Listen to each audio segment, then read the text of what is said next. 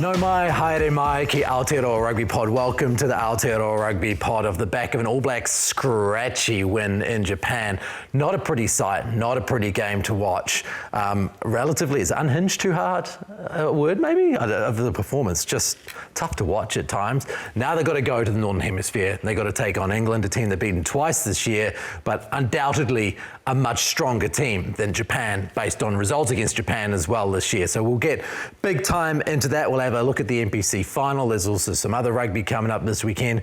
All Blacks 15 versus Munster and Scotland versus Fiji as well. So plenty to talk about, including your questions for the Gilbert's Players Sports Rugby Ball as well. So plenty of questions that have come in from you. We look forward to answering those. Joining me in studio, James Parsons, JIPPA. It was a tough game to watch. It was a tough watch. The second half was, in particular. I don't know what it was about it, but it certainly didn't feel like a test match. No, it was loose. It was loose. And over in Japan, at Kubota Spears headquarters, his new home. Bryn Hall, how are you settling in? Konnichiwa, lads. No, very, very well. I think it was awesome to go to the game on the weekend. It was pretty much every single New Zealander that plays in Japan was at the game, alongside some other expats with South Africans and Australians. So it definitely did have a festival feel. I think you are right. The game, for a certain part of the game, the first 20 minutes was maybe a bit of a test match, a bit of a battle. But then after that, it just seemed like it was more so like a training run for the All Blacks. So we'll touch on it a little bit more. But it was great to be able to be out there, and certainly the Japanese fans love seeing the All Blacks fans and that kind of stuff as well. There's a few of you there. Oh, yeah, there was a few. They were getting a few Asahi dries in them. So yeah, like I said, it was great to be able to reconnect, and a lot of the guys come to that part of the country, and when the All Blacks are there, it's a great chance for us to all meet, and it was great to be able to see everybody and mingle and have a few Asahis on the way as well. Well, you talk about a training run, Bryn. I mean, it was a training run. I wouldn't call it a good training run. It's the kind of training run that a coach would absolutely slaughter you over and make sure you didn't leave the field until you'd fixed it.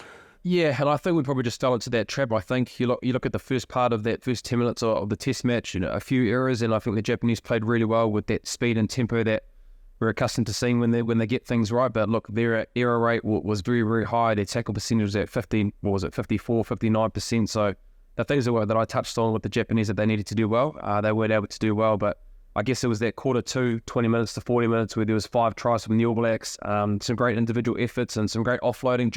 I thought the offloading game really killed the Japanese. They had 30 offloads in the game, and it kind of just led on to that kind of festival feel. It felt like they were trying to score the tries a little bit too quickly, and I guess that execution and getting that right was probably a little bit off. But all in all, I think some individuals, if you can't take it out of this test match, I thought Billy Proctor was absolutely outstanding. I think his involvement in the game on all facets of his game, could probably possibly warrant him a selection for the test match against England. I'd love to see him to be able to get given the opportunity against some good opposition. He's played well against Fiji and Japan with his opportunities, but knowing that if things don't go right, you've always got Rico to play in the 2 big test matches against Ireland and France. And I thought Wallace Atiti was great, Mark Talia was great, Paddy Tuipulotu was great in that second half with the amount of turnover breakdowns that he's added to his game. So I think individually some guys really stood up, and I think that's probably the thing that you do take away from it as coaches. Some guys put their hands up for the big test matches that we want to see in the next couple of weeks. I would have liked them to just go direct. I feel, I know that sounds silly, but we did exactly what we've done in previous years, and we've just tried to rush to scoring the points and get to the edge before actually doing the damage up front. So I think that was probably the frustration for me, because we know that's going to be the game that's needed in the north, and we didn't quite execute it. So, and I know obviously there's some opportunities. There's players that obviously already sort of signalled that they'll start the England test, but that simplicity in that game plan, less is more, it feels like, with this current team. Is when there's less on the menu, as Bryn likes to refer, the better they go. So maybe they just were a little bit trying to do too much. And it is also, when you've got an opportunity, that's your only currency as a player. So sometimes you do try a little bit too hard, and I think there was elements of that on the weekend. It seems counterintuitive though, doesn't it? You get set up with a game plan, you try to get this stuff. I mean, who knows what their game plan was? Their game plan appeared to be running around like headless chickens trying to get it to the edge, when you noticed that when Paddy T went forward, when Wallace Atiti went forward, forward, they were busting tackles, they were making breaks, they were making it work. But even during that period where there was 20 minutes and they scored 5 tries, it felt like that was more because Japan missed 40 tackles than it was because the All Blacks were getting on the front foot and creating opportunities. Yeah, but they were, but I mean, you can only go, you're the athletes that make the defenders to make mistakes. So, you know, like there was elements of their game that they'll be happy with. But another area that I know they certainly won't be happy with is their tackle rate at 82%. That's incredibly low for international rugby standards, and against an attacking, yes, they played with tempo, but I wouldn't say it's world-class attack that they were up against. So I think there'll be a lot of, I suppose, deep diving into each individual, but also as a system. I think, you know, there was breakdowns defensively, which is concerning. You know, like defence is sort of the character of the team. It defines teams, in my opinion. And yeah, I haven't seen the All Blacks tackle at that percentage for a long time. Which brings us to our first question from Matthew Viliamu, who asked a question related to that. Japan scored their second try through very soft goal line defence. Since the England test in July, I've noticed our line defence is often fragmented, and at times there are gaps, just one pass from a ruck. Have you guys noticed this, and how do we fix it? What do you think, Bryn? When it comes to defence and in that try, first and foremost, the breakdown of the physicality to slow down their ball. Now, that was a little peel play that Makasi's second try that they were able to get over the advantage line, so that was quick ball. They were able to get a second phase, that was quick ball. And then when they went back down to that short side, you look at the 3 players over there, I can't remember off the top of my head who they were, but they were folding, not even looking both sides of the ball. So that head on the swivel was something that Tams will be looking for. I'll be looking for in and around the defence, their defence coach, to try to get that right. And then if you also look at the first try when the halfback was able to give the inside ball to Naika Bula, you look at Tossi in that far position, the far rock position, actually not being able to move fast off the ball to get into that space. Sam Caden made the tackle, and he actually tries to get up to then try and make that tackle. So I think just head on the swivel and being able to be engaged the whole time. If you feel like you're not moving fast, you're not thinking fast, that's when you kind of get the tries that we saw on the weekend. So that's something that I think the All Blacks will want to try and rectify a little bit, because I think going up against these bigger teams, the physicality is going to be a lot more in that ability to slow down their ball. It's going to be way more important than what we saw in a loose, dominating one against the Japanese. That breakdown will dictate defence on the goal line. If you can't slow it down or you can't get set, it is easy. That's the whole point of lightning quick ball, is getting across that gain line and eventually ending up over the try. What I think will be a big focus. We had Jace Ryan obviously on, and he did say less is more, and I think the simplicity in and around both sides of the ball will be critical if they are to be successful on this Northern Tour. And we know how challenging it's going to be. And this game against England it'll be, I'd say, the most physical side will win this game, and you just need to be focused on, we're going to go direct, we're going to go through them, and eventually those other opportunities will open up. Now, I know that they don't necessarily call the game plan and all those things, but we had a lot of chat about the size of the All Blacks front row with Tossi and Williams and Almua, and then when you looked at the locks and you had Tuipulotu when they're large, loose forwards with the ball carrying, you know, we talked about it. It appeared to be set for less is more. Are the players in that mind space? Is that what New Zealand players do now? Or are they stuck in this area of balls out the back and all of those kind of things where New Zealand teams appear to be getting read? Yeah, yes and no. Like, I think they've shown elements that less is more for them. And I don't think it was so much them being read. I think it was they were helter-skelter in their own heads. That's why it looked a little bit clunky. I think there's a lot of change, a lot of opportunity. This does happen. This tends to happen. Every time we do this in Japan, it's literally the same. We could be saying the same thing of previous years, and it's just opportunity, excitement, and I suppose fool's gold is a little bit, you know, like they can see the spaces there, but you know, if you can just get that gain line ball, you know, it eventually will just open itself up rather than trying to force the pass or you know, or risk a turnover. Because even though, I mean, Japan had a much higher turnover rate, but 14 turnovers is quite high for the All Blacks as well. And what you would say, Bryn, pretty dry conditions it looked. It didn't look like it would be challenging, maybe a bit hot, but sweaty.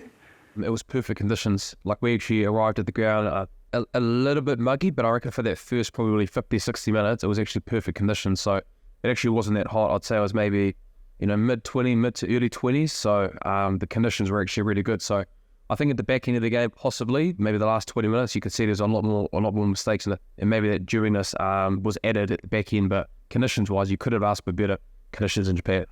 Brenna, what do you think about the changes? Let's particularly maybe start at halfback, where it's probably the most interesting calls to be made. Mm-hmm. What do you do with Cortez Ratima, Cam Roigard and TJ Pettinato for a test against England? Cam Roigard, I think, is just what he's going to become, or what I see in him in the next World Cup side. When we get to that World Cup, I think he'll be arguably one of the best halfbacks in the world with his skill set that he has. And he'll get better test to test and hopefully injury-free, and his evolution will be great. But Cortez Ratima has played so well consistently this year. For a young man that, if you're talking about core skills, does it at a very, very high percentage. So, and then you've got TJ Pettinato, who I know brings that experience. And with him, you probably have to think with coaches, if you want to play in England, France, and Ireland, having that experience in that position is really important. And knowing Razor, he definitely does value that leadership qualities on the field and off the field as well. But look, if I was to be a betting man, I'd go Cam Roigard and I'd go Cortez Ratima.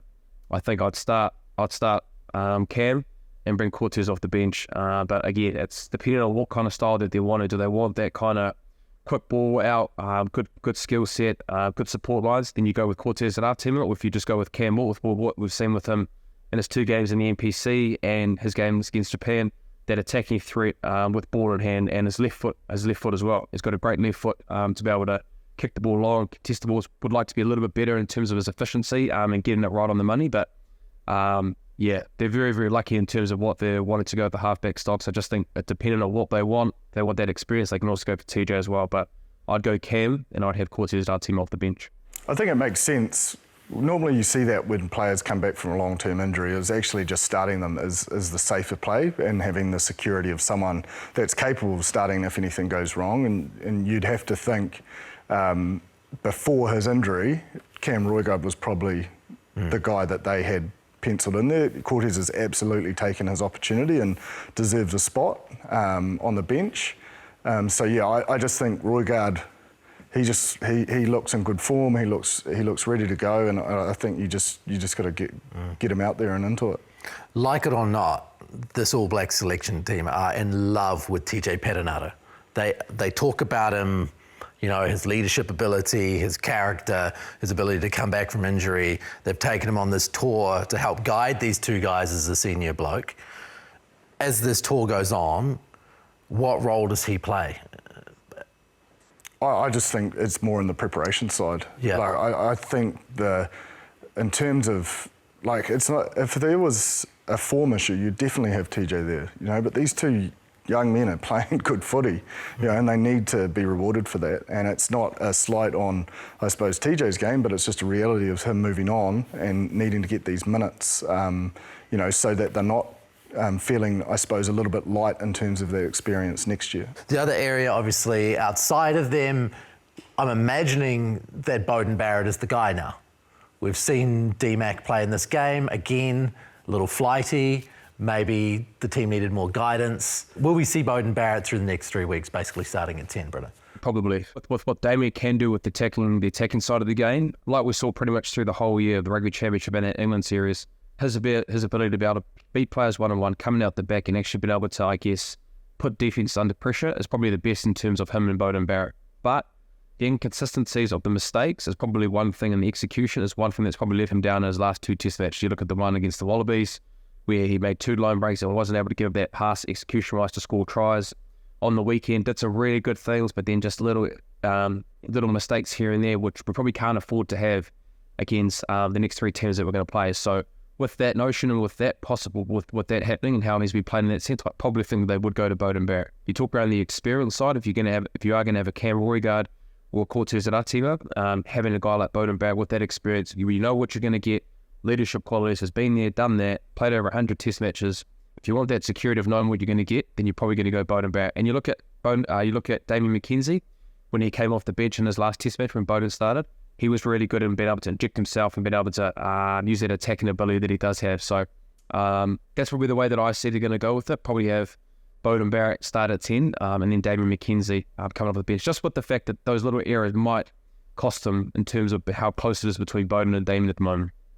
I'd love to see Damien at fullback and just sort of their role reverse. I know, Bryn, you won't be fond of that idea with your mate Will there, but I think the best makeup is Clark and Jordan on the wings and then Damien at fullback. And I would like to see, yes, he was outstanding off the bench, but he has the ability to cut games open. And when he's got that time and space at the back, I think the three of those three are just so lethal in various ways. And I know everyone is in the Will Jordan's a fullback camp, but I see he's just so influential on that right wing. He's a star right winger. And, you know, that time at fullback will come, but for the balance of the side and how close these games are going to be, I think you need those two actual dual pivots in 10 and 15. We know that he works on the wing. We know it. We've seen it for 30-odd Test matches. He scores as many tries as he does playing tests. Yeah. It does seem like one of those very Kiwi things to do when something's working perfectly well to decide to go and change it. Yeah, and look, I would understand it if we didn't have guys, you know, queuing up for fullback. But, you know, with Damien, Stephen, they're in the side as fullbacks, 10 fullbacks. So, like, let's play them where they're best suited. You like him at fullback.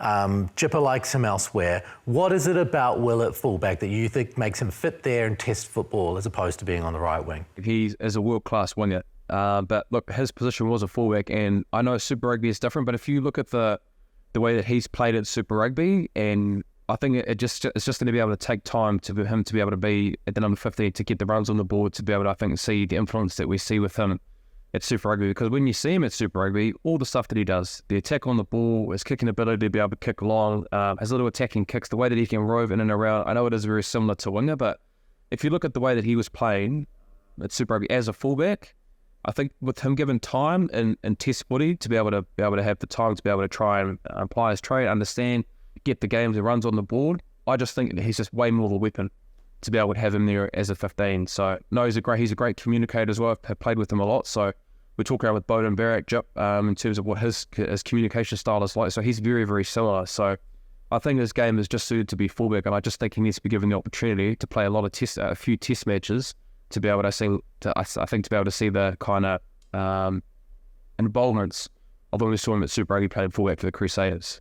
Are there things that the Crusaders do that allow Will Jordan more space and more time at fullback to be Will Jordan that the All Blacks aren't currently doing, that aren't allowing him to be the free-running, influencer that he is? Just test match is just different, right? So you can play Super Rugby, and Will's played it at 15, and obviously it's a lot easier because he's had a lot of time and understanding of, like, it's a lot more open at Super Rugby, and it just takes time in test footy. No different from a 9 or a 10 when we talk around runs on the board and getting that kind of gamesmanship and understanding what test match footy's like.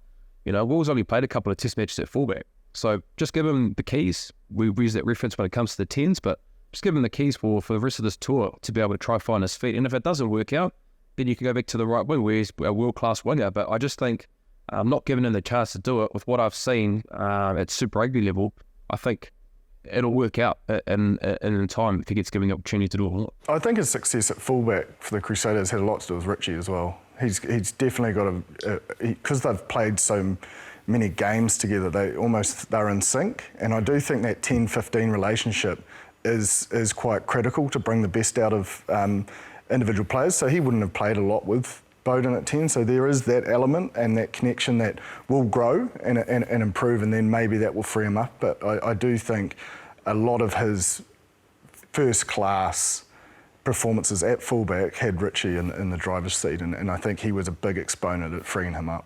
Certainly over the last maybe 4 or 5 years, if you think about the way the All Blacks have played with two playmakers, the Crusaders have played with a first 5 and a fullback, haven't they? I mean, you see touches from Will Jordan, but it's certainly not a dual pivot situation. No.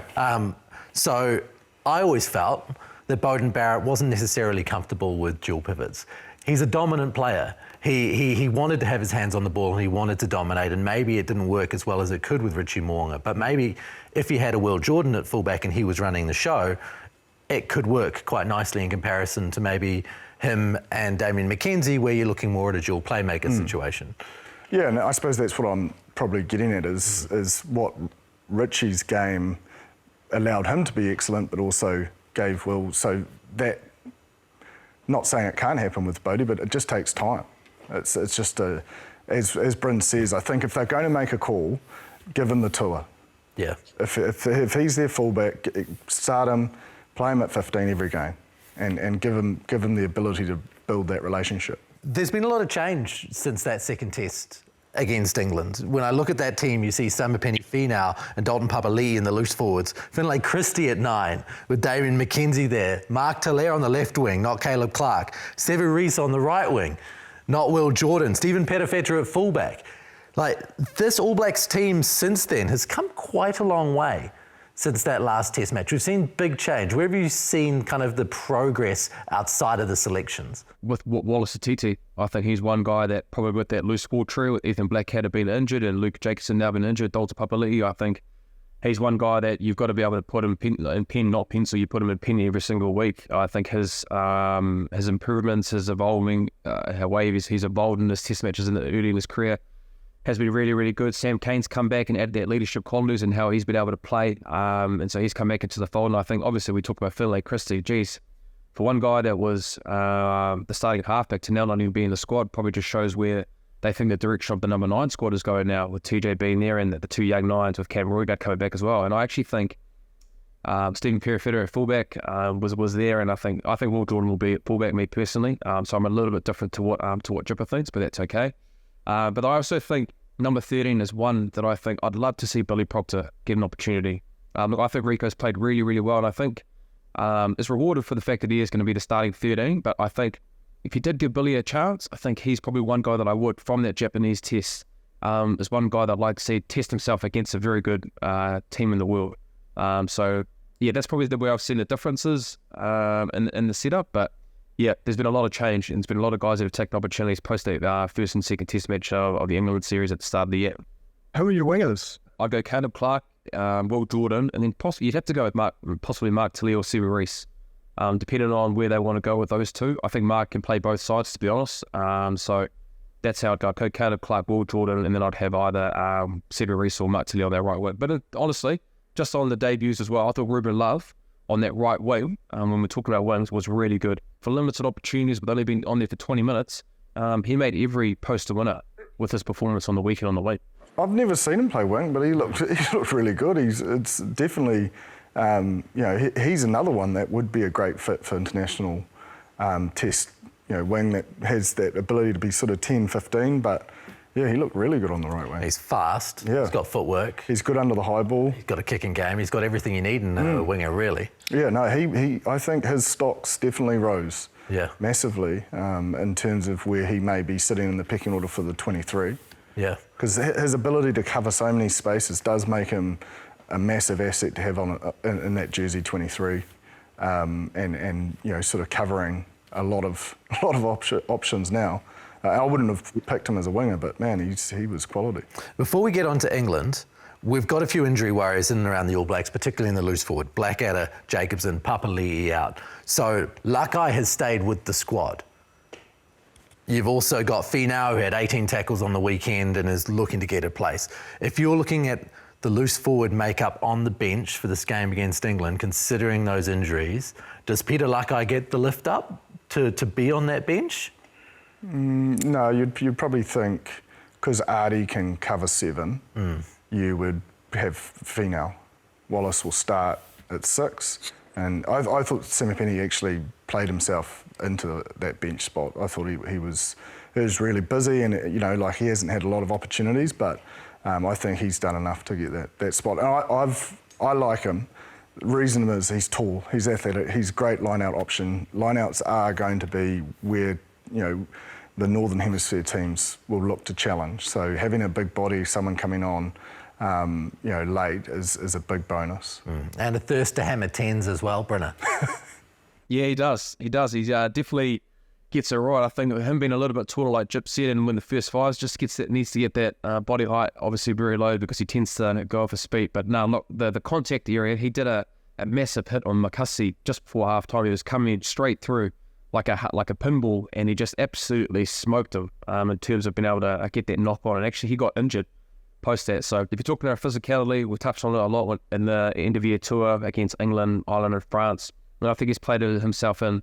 So I guess coming into that number 20 role with the injuries that we've seen with the loose ball trio. So he had a very good game, and I think Peter LAKAI, if there isn't another injury, obviously he'll be put into the squad. But I think FINAU's done enough. If Artie couldn't cover 7, then 7 would probably be more likely. But with the makeup and the ability and his versatility, I mean, Artie can play anywhere, probably 10 as well. So I think you'll see as many minutes as possible probably for Sam Cane.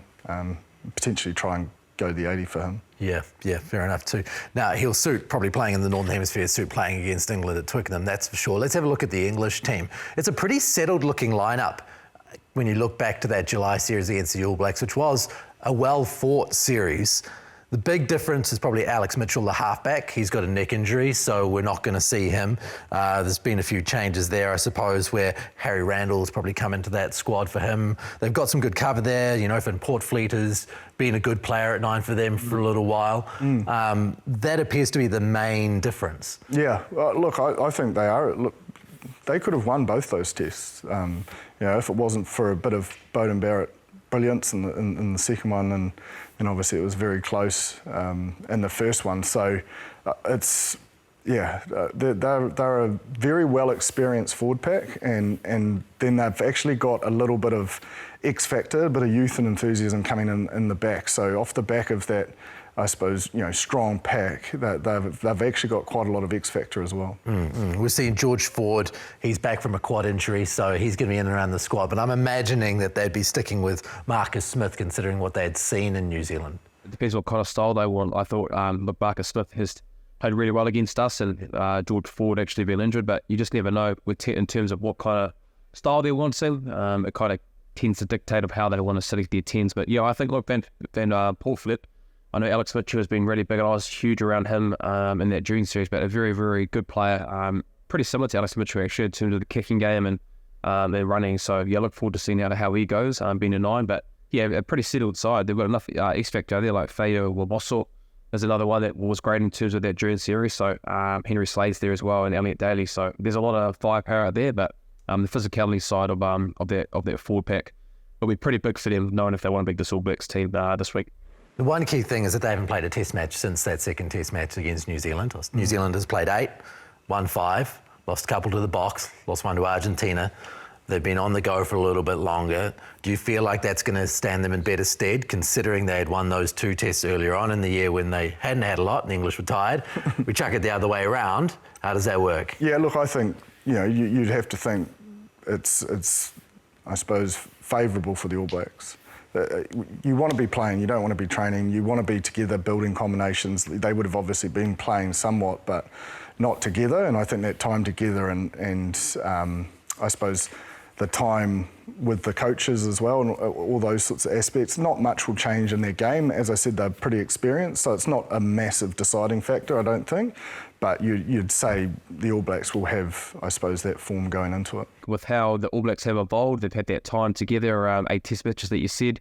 It's been the team, the coaches, everything's been new, so the more time that they're spent, I think they're just a lot better placed to be able to beat the English. But in saying that, conditions can be different.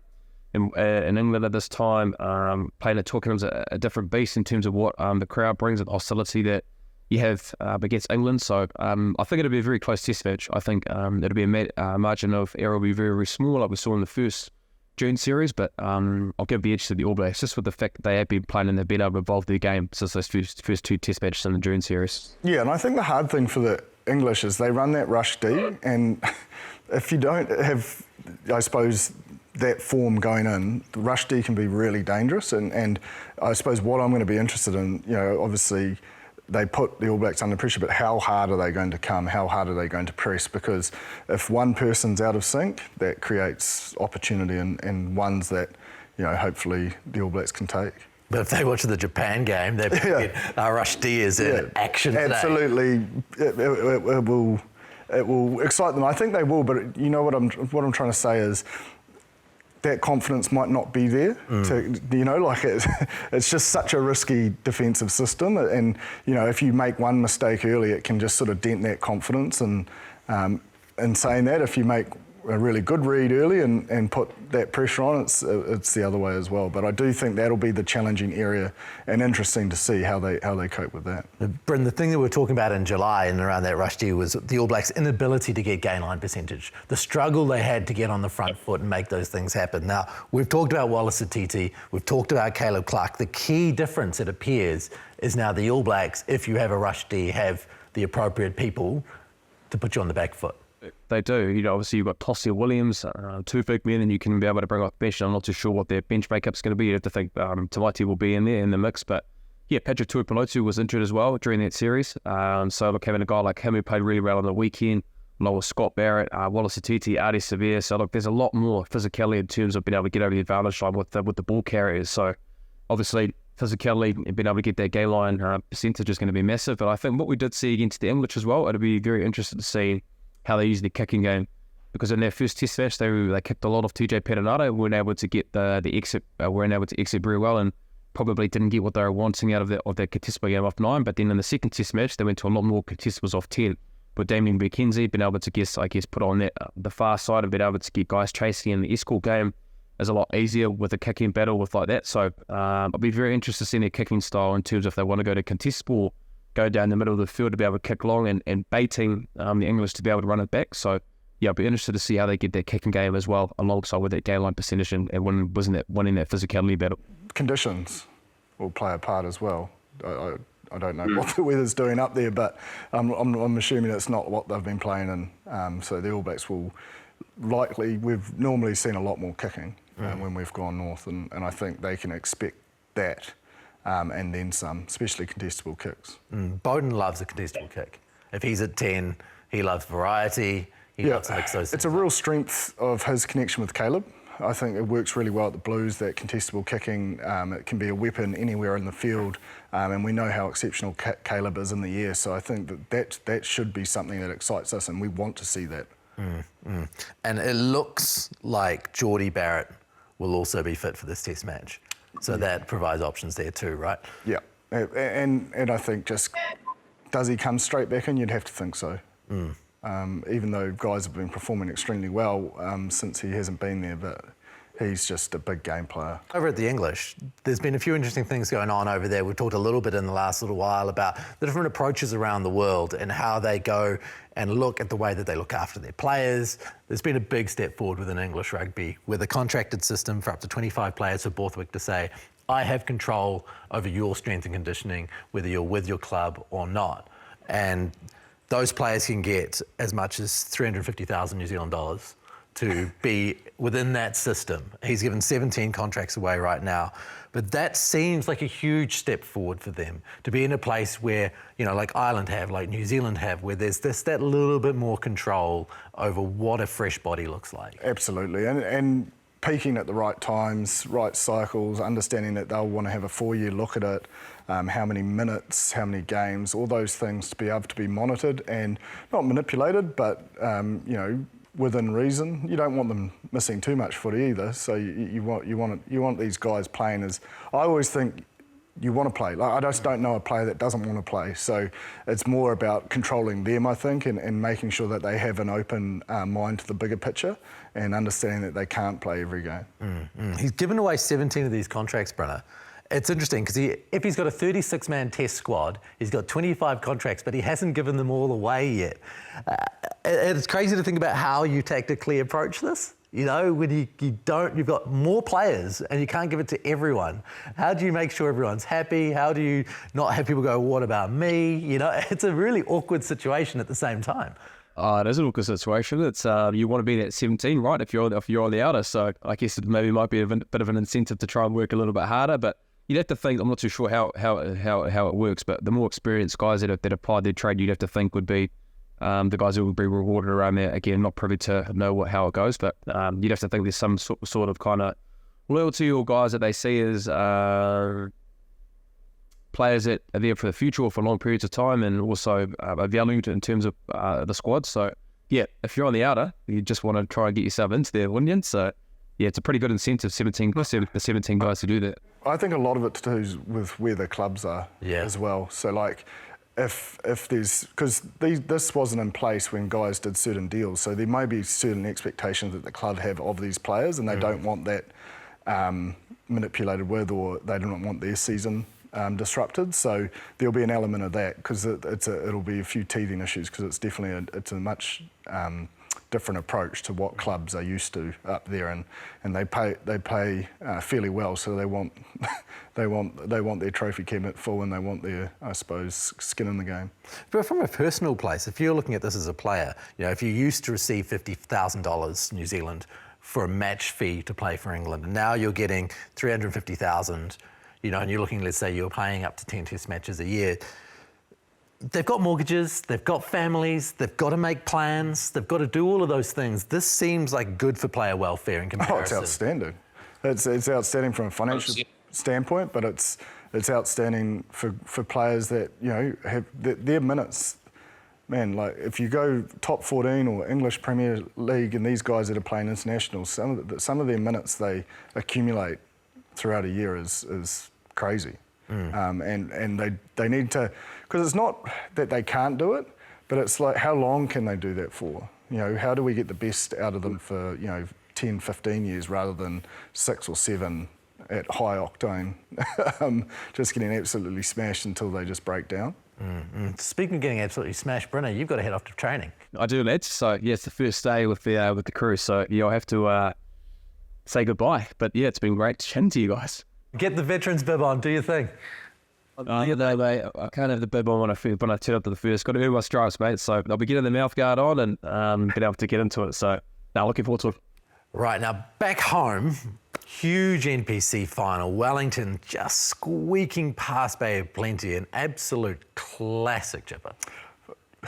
You sort of feel it's the one that got away from the bop a little bit. You sort of felt they'd put themselves in a position to win that, but credit to Wellington that they hung strong, and they were probably the most consistent throughout the year and fair winners and delivered when it mattered most. Yeah, Bop, I suppose they had their chances at the end. I know. And it's not that I favoured either side, but it just would have been an awesome story, you know, to see them win the NPC. And I definitely, you get the sense even, you know, after the match, you could see the players sort of, their body language suggested they know they didn't quite execute the way they would have liked. They had it there to take. My social media was lighting up about Duplessis KIRIFI, as it would. You know, he's had a very good year. He is an outstanding NPC player. He's a very solid Super Rugby player. Everyone's like, well, why isn't he playing Test football? It's an interesting conversation. He's smaller than your average 7, but he is a rock solid individual for his height. Yeah, he is just made out of stone, and he hits hard. You know, like, it's a little bit of unlucky, really, why he hasn't played Test match. You know, he sort of got put behind Peter LAKAI at the Hurricanes this year and had to play that sort of, I suppose, that bench role. But you put him in an All Blacks jersey, he would do the business. It's not a size thing. He is so strong, so good over the ball, and he'd be a player that I'd love to see wear the All Black jersey, because, you know, he's been around a long time. He wants it. He's really hungry to learn and grow, and you know, opportunity may present itself once Sam moves on. Yeah, I suppose that's the thing, isn't it? It's about positions within the squad and what they need. If they only need one specialist open side flanker because they've got other utility value, and they see LAKAI as a guy who can play 7 or 8, and probably 6 as well. 6 as well. But I think that's a big opportunity, this New Zealand 15. If he can, you know, sort of double down in terms of performance there, then there's no reason why he can't squeeze you know, his way into the side and really challenge for that starting jersey at the Hurricanes. I mean, that's the best thing, is he's got great competition at Super Rugby level, so it means, you know, he has to bring that performance each week. So he's probably perfectly set to make that run. And the All Black selectors are involved in the selection of that. So I'm pretty sure they select the team with Clayton McMillan, and then off they go. And they've got Munster this week, which is obviously a cool clash. Like, there's some history there. It's the kind of thing that I'm sure he would get into. Yeah, absolutely. It's Yeah, it'll be a quick turnaround, but he'll be good for it. As ever, we've got lots of your questions that have come through. And the first question, which is the question to which we'll give the Players Sports Gilbert Ball out there, is from Ben Lamberg. And he's found himself in a little bit of a position. He says, I'm a Kiwi that's been living in Brisbane, Australia for 15 years. I bleed black and love my Crusaders, but my wife is English and I have a son who is 3 and beginning to show a real interest whenever I have games on the television. Should I be nudging my son down the road of the All Blacks, or should I be content if he decides to back the Wallabies? And what if he blindsides me and goes with my wife and goes with England? Am I being a good or bad dad if I'm constantly trying to dress him in All Blacks jerseys and pajamas? I think that makes you a good father. Personally, I think it makes you a good father. You got to push it. Yeah, right. I think I don't think he's going to have to nudge him. It's like all of us. Our dads are our heroes, so he'll naturally follow and support the All Blacks, no doubt. You can do both. You can do both. My mum's Welsh. I mean, luckily I spent more time in New Zealand. You got one. Choose one. But there is going to be a time where push comes to shove, right? You can have a second team to some degree, but there is going to be a time where you're going to have to make a call. It would be a tough time to jump on the Wallabies train, though. It is. But you might have trouble because his mates will probably be all supporting the Wallabies. So best of luck to you. I think continue to push it. Really. Yeah. Yeah. Push it hard. All Blacks. Yeah. Indoctrinate early, really early. That's the only way to go. So we'll send you out the Players Sports Ball and we wish you all the best. I suppose we'll probably get an update on this in 10 years' time. So we'll see you at about the 10,000th episode and we'll ask for you and your son to come on and we'll see what happens when he's wearing that Wallabies jersey. And for the rest of you who want to help us out at the show here, watching the show, please send us an email, aotearoarugbypod@sky.co.nz. Get into the comments section. We also have a look through there for any questions. Please flick us an email, flick us a comment. We'll do our best. And in return, if you are New Zealand based and a supporter of ARP, please go to this QR code below. That will take you to the Players Sports website. When you get to the checkout window, put in RugbyPod20 as your code and you can get 20% discount off all AB supporters gear, balls and boots. So Players Sports are looking after you, looking after us, and you can enjoy some of that kit during the Northern Tour. Look real shiny in that brand new Adidas kit. Oh yeah, the training jersey's a nice one. Yeah. It's a little bit like that. Yeah, oh, look. I like it. Yeah, very nice Eden Park kit this one. It's delicious. We've actually had a very nice one come through for you as well from Lance Peters. Every now and then we get some mail in for JIPPA from a person who's just absolutely in love. It says, just a question, with James Parsons' knowledge, insight and perfect feel for the game, has he ever thought of going into coaching? I have no doubt that he'd make a great coach. JIPPA? No, I haven't. I'll stick to this seat. It's a lot less stressful. Yeah, it's the stress. Oh, mate, I think it's the most brutal job. Like, it's just 24/7, constant pressure and criticism. And I had a good go at that as a player, so didn't really want it for my whole life. Well, Lance isn't finished. Even more so, I'd love to see James swap out his Barfoot and Thompson t-shirt one day for a grey suit and replace the guys with their grey suits up north running World Rugby. What a bit of that. Jeez, I'm a big fan of this. This is a hell of an email. No, I don't see that in my future either. I love New Zealand too much. I wouldn't be moving up there. Fair enough. Well, that's from South Africa. Oh. So they're looking for you to save World Rugby, never mind just New Zealand rugby. So, yeah, plenty there to enjoy. Now, we've got another question as well for JIPPA's coaching expertise. He can feed all of you the coaching expertise, even if he's not doing it down at the Blues or North Harbour or wherever. This one has come from Shad Hamid. Could you break down the key roles of tight head, hooker and loose head in the scrum? What are each trying to achieve and how do those roles differ? Yeah, so the easiest way is they're working together, like they work as a 3, and it depends where you are on the field, so and what move you want. So normally you'll know where your move's going, so you're trying to promote a certain side so that it makes it harder for their Lucy, further for their Lucy to travel, and obviously quicker access for your 7 to get to that first breakdown. And then there's obviously calls where you want to go straight through them and keep the ball in, which you'll see. So it's really is a pack The whole 8 is really, there's no sort of specific difference. It's whatever, I suppose, they have in their plan, and where you are in the field is what will dictate what you're trying to do. But there's a lot more than people know in terms of, like a line out, in terms of what calls and how you want to go about it. Right, so you'd be heading into a scrum and there would be a word, something that gets mentioned amongst you before you pack down, and you know where you're going to go. It's normally led by the hooker. Yeah. So the hooker will sort of dictate terms. And what about like an NFL audible? They're doing something to you. Will there be a call that will happen mid-scrum? You'll see a lot of the times if you don't, if say you're on the left-hand side of the field and you don't get your right hand side up, which would be your tight head, and if it goes against the grain, you'll see a number 8 will pick and go. So there is overriding things because you don't really want to keep going with that move when the 7's right there. So you'll see 8 sort of go blind or the 9s go blind, which is more off the cuff. And sometimes it actually leads to more points because people are not expecting that, if you know what I mean. But that's normally from a mistake or a poor scrum that those things get executed. But there is obviously, the 8s have a lot of the licenses to, like,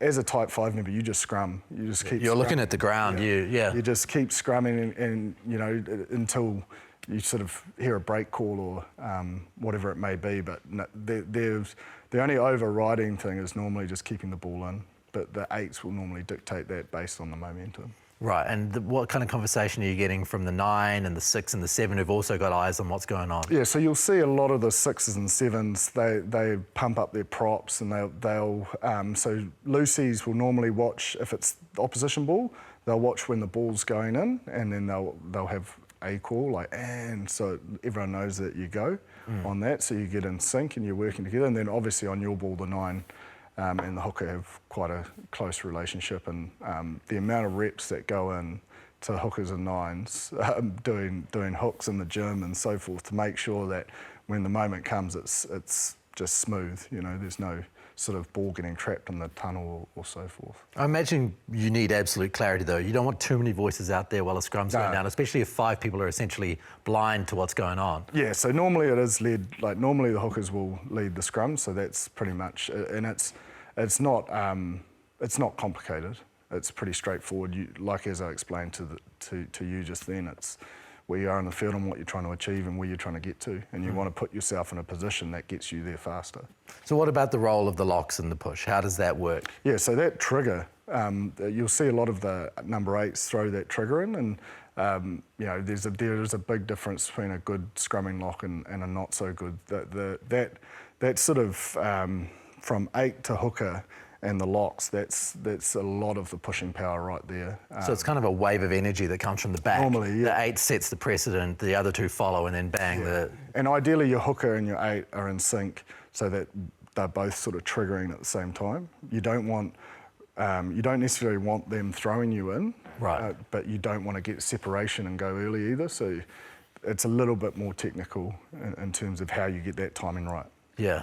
That's, it sounds complicated. It sounds like it's a fair bit to do. It is, but when it's, I suppose, second nature and you've been doing it since, you know, I don't know, when you start scrummaging, it's sort of, it's not that complex. I'm making it probably sound a lot more complex than it is. I'm sure it is.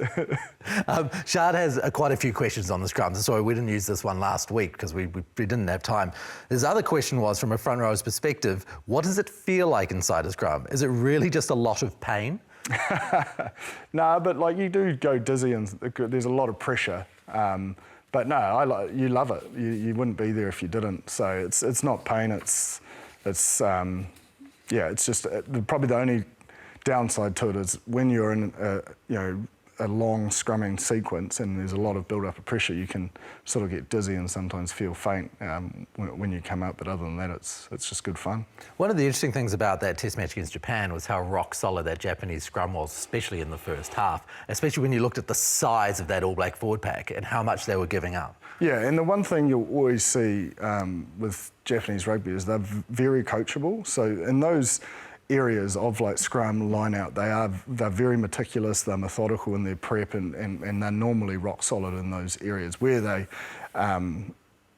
probably are behind is their ability to innovate, and that's why you see a lot of I suppose, players transition to play for Japan that give them that X factor. But with Japanese rugby players, they're like, I spent some time at Honda.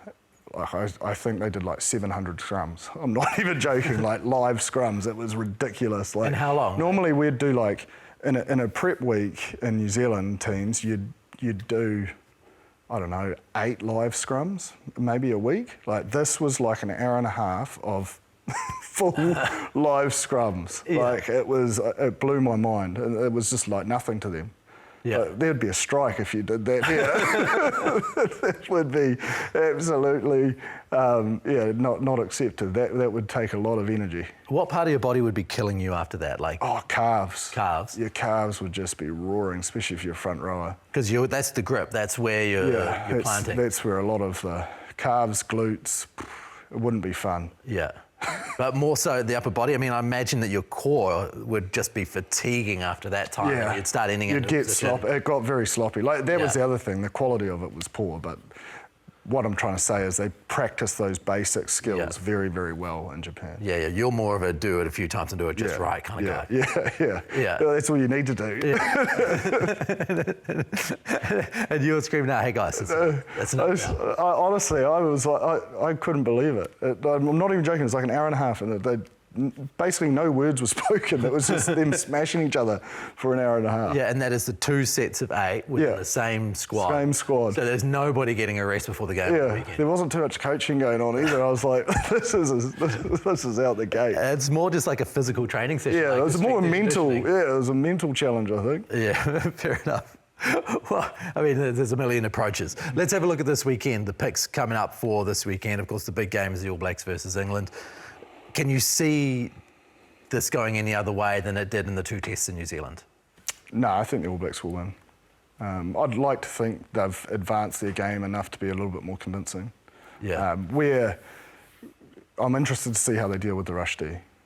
That'll be the true test of, I suppose, them starting to solidify their selections and their main sort of 15. I'm nervous. I think I always am these days because of what we've been through over the last 5 or 6 years. Yeah, it's not a given. Nothing is ever a given. No, it's definitely not a given, but I think we have to take confidence in the way. I know we lost to South Africa, but they're an extremely good side. I take a lot of confidence that they can deliver those performances. It was a draw last time up there as well, so I mean we saw that go right to the death. It was a hell of a comeback. Yeah.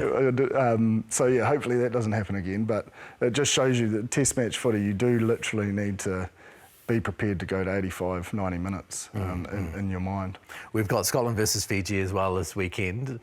2 teams which are quite hard to predict. We love to talk up Scotland, and then they love to pump up Fiji, and then they fall short too. So yeah.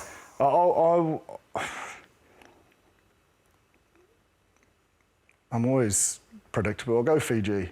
Fiji? Yeah. Jeez, okay. Yeah. Okay, well played. Spice things up. Yeah. Let's get some comments in the comment section about that next week.